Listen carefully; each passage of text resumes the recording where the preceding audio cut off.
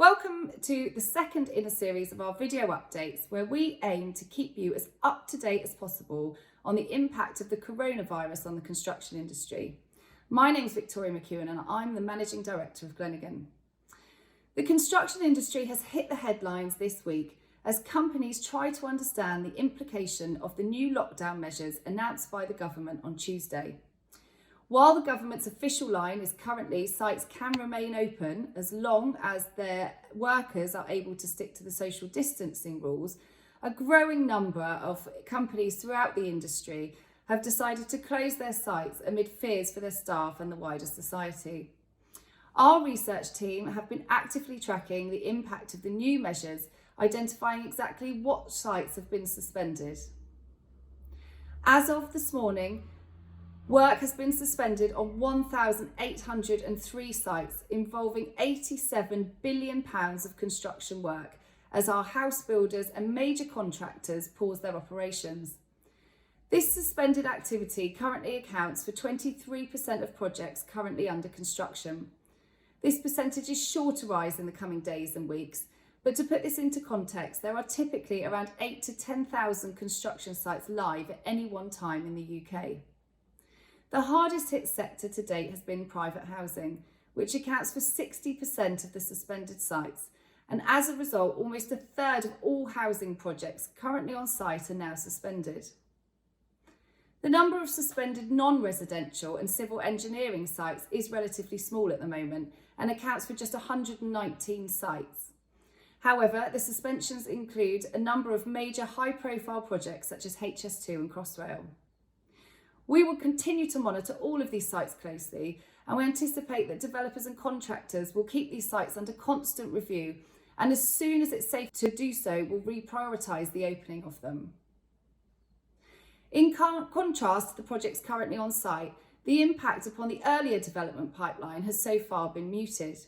Work on just 167 pre-construction projects has been put on hold or temporarily suspended over the last 2 weeks as a result of the coronavirus.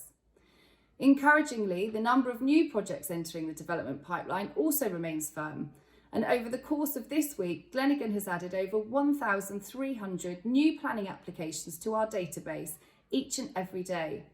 This also includes 50 large projects being added every day worth over £250,000. And so, while a significant proportion of the construction sites may be temporarily suspended, there is a firm pipeline of potential new opportunities for our customers and the wider market to pursue. We will, of course, continue to monitor the impact of the coronavirus on the market, and we're also keeping a close eye on the Chinese construction market as it returns to work after a period of lockdown.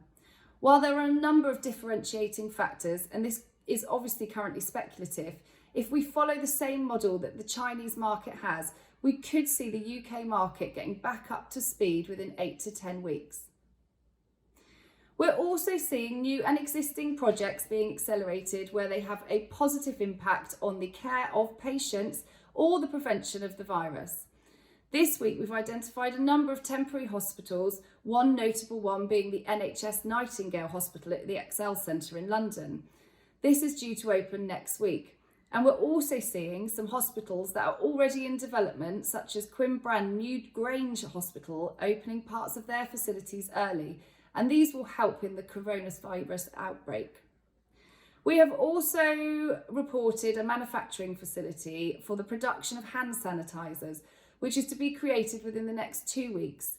INEOS plan to make 1 million bottles of sanitiser per month and has pledged to supply this to NHS hospitals free of charge to help the spread of the virus.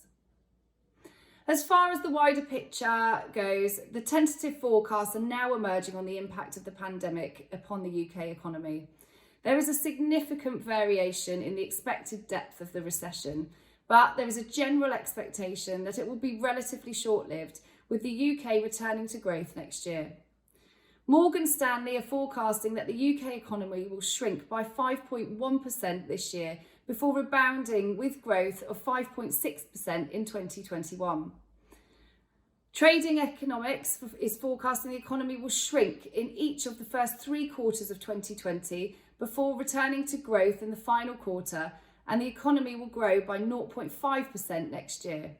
And finally, KPMG's March forecast anticipates a 2.6% contraction in the economy this year, with growth of 1.7% in 2021.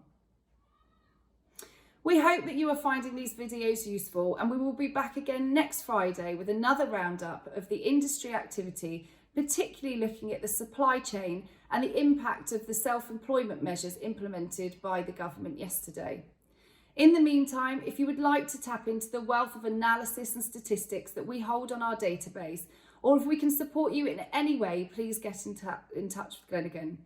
You can follow us on LinkedIn or Twitter to get the most up-to-date information. We are here to help and support the industry.